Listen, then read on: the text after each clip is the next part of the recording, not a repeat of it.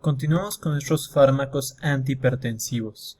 Ya vimos los fármacos diuréticos, vamos ahora a otra familia de fármacos que involucran a los IECAs, a los ARA2 y al alisquireno. Estos fármacos van a ser ya sea inhibidores de la enzima convertidora de angiotensina, inhibidores directos de la renina y antagonistas del receptor de angiotensina, es decir, van a estar actuando sobre esta parte de nuestro sistema endocrino que va a regular la presión arterial, ya sea a este nivel de la renina hacia la angiotensina 1, su efecto sobre la angiotensina 1, el efecto de la transformación de la angiotensina 1 a la angiotensina 2 y cómo esta angiotensina 2 puede modular la actividad propiamente de nuestra resistencia vascular periférica o a través de mecanismos indirectos que esta angiotensina 2 hace sobre la aldosterona y después todo esto para controlar el gasto cardíaco.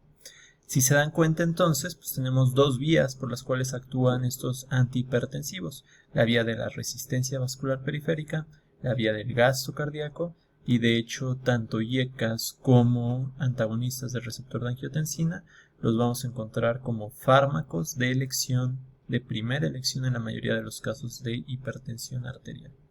Y bueno, aquí vale la pena recordar un poco sobre nuestra fisiología.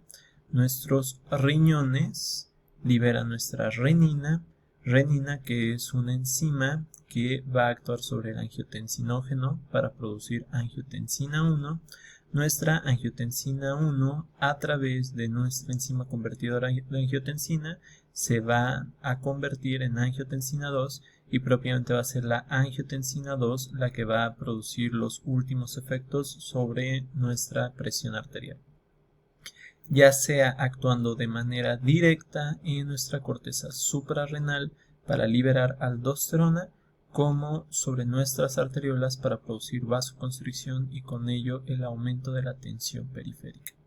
Entonces es uno de los sistemas más importantes para controlar nuestra presión arterial y bueno, pues no queda más que aprendernos o reaprender la parte fisiológica, que es la que sustenta la parte farmacológica, y bueno, aprendernos ya la parte farmacológica. Entonces comenzamos con los inhibidores de la enzima convertidora de angiotensina. Dado que han sido tan exitosos dentro de la práctica médica para reducir la presión arterial, vamos a encontrar que hay múltiples tipos de IECAs y que realmente tenemos una farmacopea muy grande en cuanto a este mecanismo de acción. Encontramos algunos que son francamente muy populares, como por ejemplo el captopril, el enalapril, el lisinopril, y otros que son menos populares como el quinapril, ramipril, moexipril, perindopril, sofenopril y trandolapril. Aquí lo único que les quiero mencionar es uno que son fáciles de aprender, todos terminan con pril, algunos con opril y otros con april y los últimos con ipril, entonces pues es una vocal seguida de pril. Eso es lo primero. Y lo segundo es que pues, tenemos múltiples fármacos porque hay hubo mucho mercado farmacéutico para estos fármacos.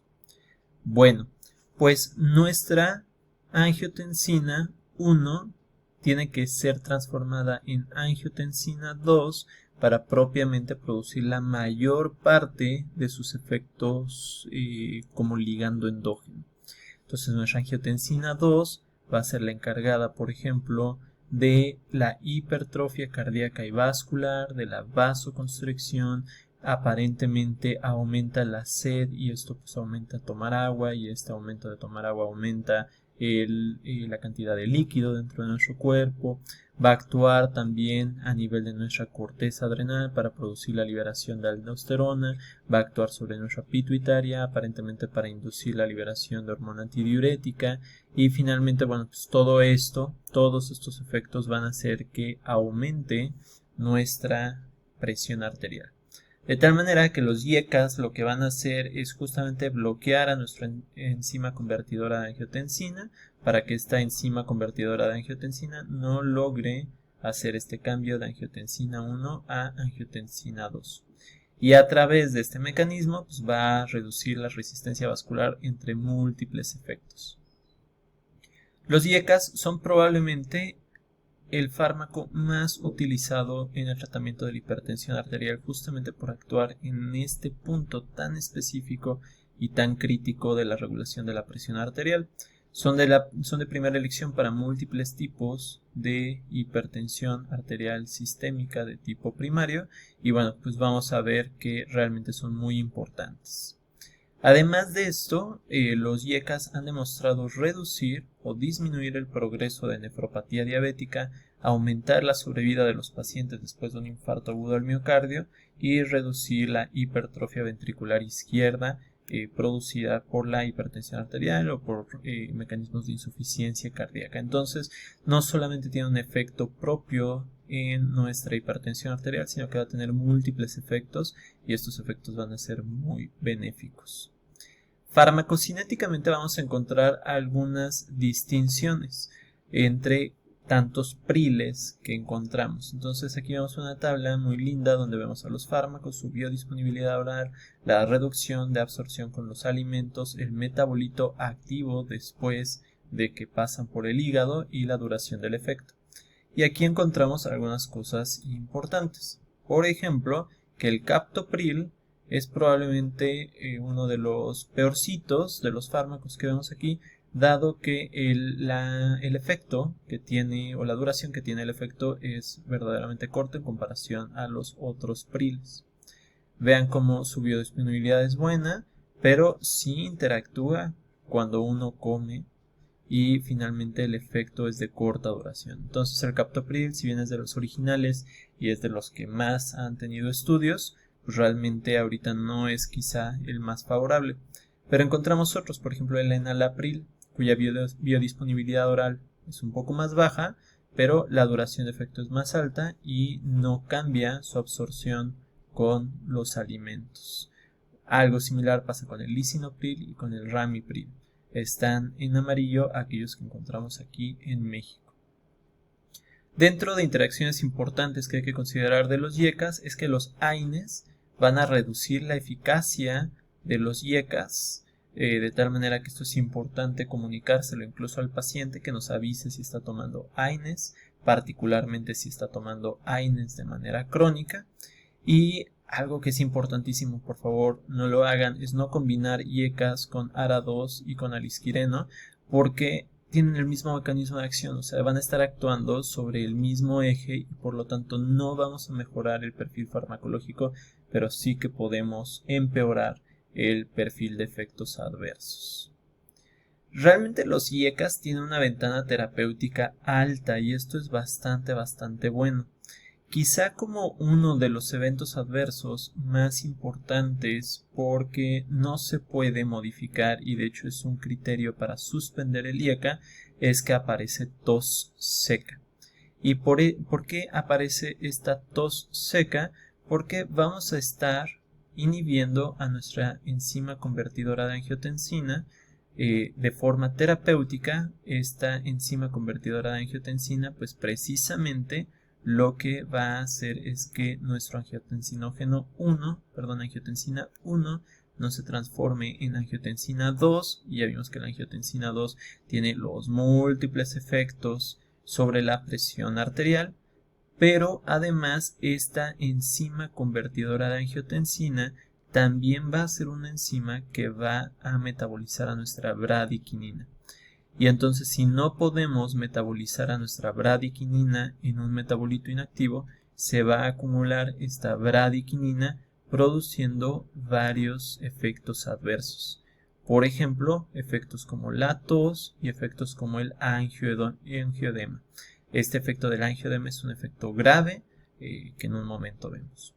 Entonces, y vean cómo, o sea, no hay forma de que nosotros podamos modificar este efecto adverso, porque finalmente este efecto adverso está directamente relacionado a la actividad de inhibir a esta enzima, entonces es un efecto colateral, es decir, es un efecto que no podemos modificar. Bueno, pues habiendo dicho esto, vamos a ver que los ARA2, que nuestros antagonistas del receptor de angiotensina 2, estos sí que van a ser útiles para modificar la presión arterial sin tener el efecto sobre la bradiquinina, porque se encuentra dentro de la cascada río abajo, y entonces pues no vamos a tener este efecto como veremos posteriormente. Otros efectos adversos de los IECAS, algunos con mecanismo de acción bien conocido, otros que no conocemos exactamente el mecanismo por el cual se producen, son la tos seca, que ya vimos que está presente del 1 al 2%, aunque puede llegar hasta 5% en algunas casuísticas, disgeusia, es decir, que te sepan diferente las cosas, rash cutáneo, directamente relacionado al incremento de bradiquinina, angioedema, que es una complicación rara, hipercalemia o hiperpotasemia por inhibición de la síntesis de aldosterona que se encuentra río abajo en los mecanismos de acción, y algo que es bien importante es que están absolutamente contraindicados los IECAS en pacientes embarazadas. Lo mismo sucede con los ARA2, entonces no los usen en pacientes embarazadas. Repito, no los usen en pacientes embarazadas. De hecho, va a haber pocos fármacos que podemos utilizar en pacientes embarazadas para controlar la presión arterial. Aquí vemos una imagen que justamente nos representa a una paciente con angioedema y bueno, pues podemos ver cómo tiene esta edematización alrededor de la cara, alrededor de la boca. Esto también puede afectar a los genitales, a las manos, a los pies, y es por esta liberación incrementada de bradiquinina. De tal manera que una paciente que presente angioedema, bueno, pues ya no es candidata a recibir, o un paciente que presenta angioedema ya no es candidato a recibir IECAS. Hay que suspenderlos sí o sí. ¿Cuáles son los mejores IECAS? Bueno, pues esta es una pregunta que ha sido del interés de distintos autores en esta revisión de Cochrane. Pues realmente encuentran que no hay una revisión o no hay una mejoría real entre un IECA y otro. Quizá más bien la cuestión que habría que tomar en cuenta es pues la posología, o sea, cuál es más cómodo. Y en este sentido, por ejemplo, el captopril es el de los más antiguos y es el de peor posología, o sea, hay que darlo 2 o hasta 3 veces al día este fármaco. Suele estar en combinación con otros fármacos, por ejemplo con tiacídicos, y bueno, pues nada más es quizá el más difícil de utilizar en el sentido de que requiere más tomas del paciente. Si es 3 veces al día, implica que es cada 8 horas, lo cual pues se lo olvida al paciente, la verdad. Entonces, hoy en día utilizamos, por ejemplo, más enalapril, que se utiliza solamente una vez al día, pero sepan ustedes que en eficiencia el captopril y el enalapril, al menos en la mayoría de los estudios, son equivalentes. Vean cómo en esta tabla que ya habíamos visto en el video anterior, pues podemos encontrar que los IECAS están en los primeritos lugares en prácticamente pues la mayoría de situaciones, en pacientes adultos mayores de 65 años, después de un infarto agudo al miocardio, con insuficiencia cardíaca congestiva, como prevención del accidente cerebrovascular, en casos de enfermedad renal crónica, en casos de diabetes y en casos de asma.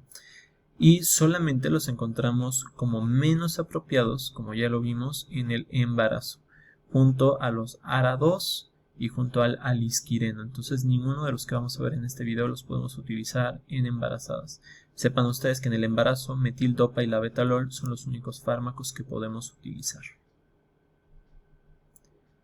Bueno, y vamos ahora con los ARA2, con los antagonistas del receptor de angiotensina 2 o bloqueadores del receptor de angiotensina. Por eso los van a encontrar como ARA2 o como BRA, o en inglés ARBs.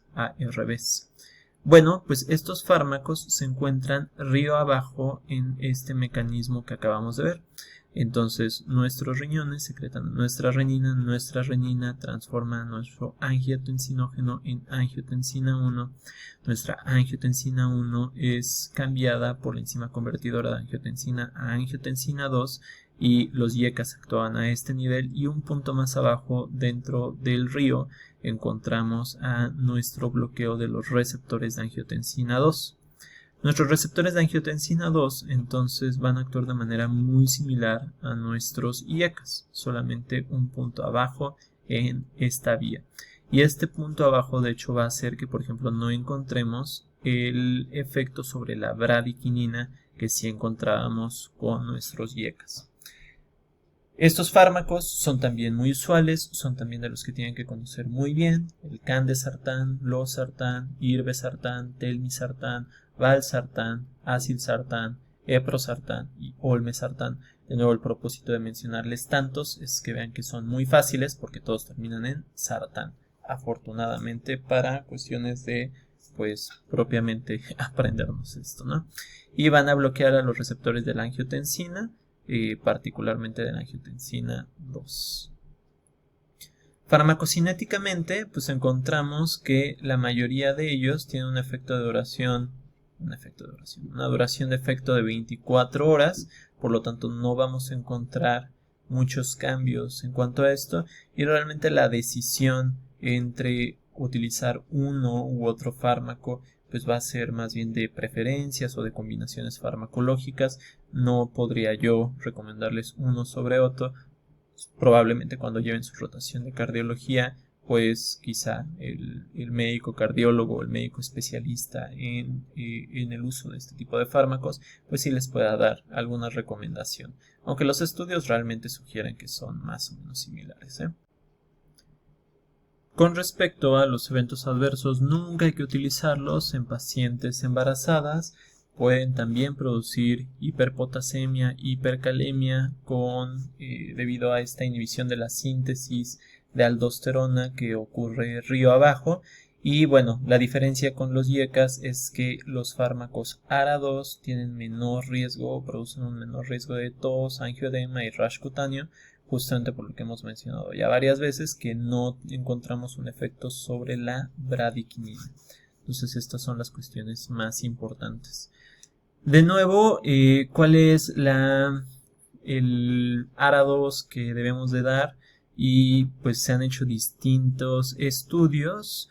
Y bueno, pues aparentemente el telmisartán tiene un mejor efecto en comparación a otros fármacos, aunque bueno, esto es material de debate y pues de pelea entre internistas y cardiólogos, y bueno, pues hay que tomarlo todo como con pincitas, ¿no? Ustedes revisen los estudios y eventualmente revisen cuál es el más conveniente para sus pacientes, también por relación entre precio-beneficio, cuál es el que tienen disponible. Bueno, hay una gran cantidad de factores que pueden tomar en cuenta para seleccionar el fármaco en específico.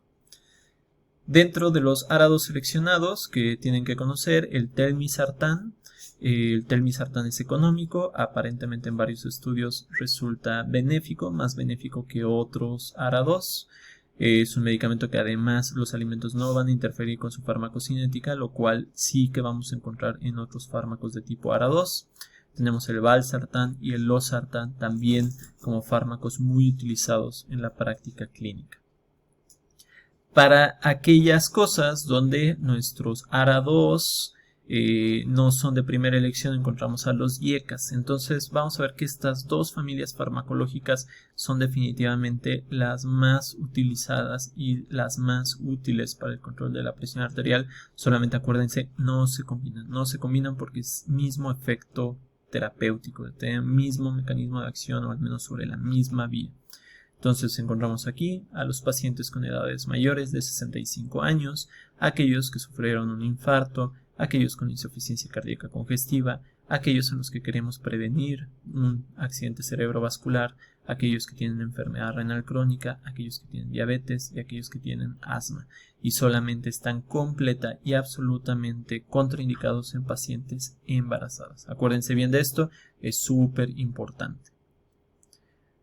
Ahora, cuando comparamos entre IECAS y ARA2, encontramos que no hay una diferencia entre los outcomes, entre lo que sucede con los pacientes que están sujetos a tratamiento con IECAS en comparación a ARA2, pero aquí hay que tener cuidado, porque realmente hay muchos más estudios que han estudiado a los IECAS que a los ARA2, y de hecho vamos a encontrar que en la mayoría de las guías siguen apareciendo como de primera elección los IECAS sobre los ARA2, y solamente en caso de presentar tos o angioedema o algún otro efecto adverso es que vamos a cambiar el IECA por un ARA2. Entonces en principio seguiría siendo de preferencia o seguiría siendo deseable primero utilizar el IECA y después el ARA2. Finalmente terminemos este video con el alisquireno. El alisquireno es un fármaco relativamente nuevo, va a inhibir directamente a nuestra renina y va a actuar sobre la misma vía que los IECAS o los ARA2. Según tiene mejor perfil de efectos adversos como monoterapia, el alisquireno para controlar la presión arterial, pero curiosamente en estudios ha mostrado que de hecho tiene mayor riesgo como coadyuvante, o sea, cuando utilizamos más de un fármaco antihipertensivo, de tal suerte que pues estén atentos a la literatura para ver si se encuentra algún beneficio real del uso de alisquireno. Probablemente de nuevo el médico especialista pues sí haya encontrado algún beneficio real, pero en ausencia de evidencia clara, de evidencia por metaanálisis, pues yo le sugeriría de nuevo seguir con IECAS y ARA2 por encima del alisquireno. De tal suerte que aquí la única invitación es seguir atentos a la bibliografía especializada y particularmente si ustedes se terminan dedicando a la cardiología, bueno, pues todavía con más razón habrá que estar atentos a esta bibliografía. Bueno, pues con esto acabamos otra de las grandes familias farmacológicas. Ya vimos a nuestros fármacos IECAS, ARA2 y alisquireno y de nuevo un video de poco más de 20 minutos. Bueno, pues espero que les haya sido útil. Nos vemos.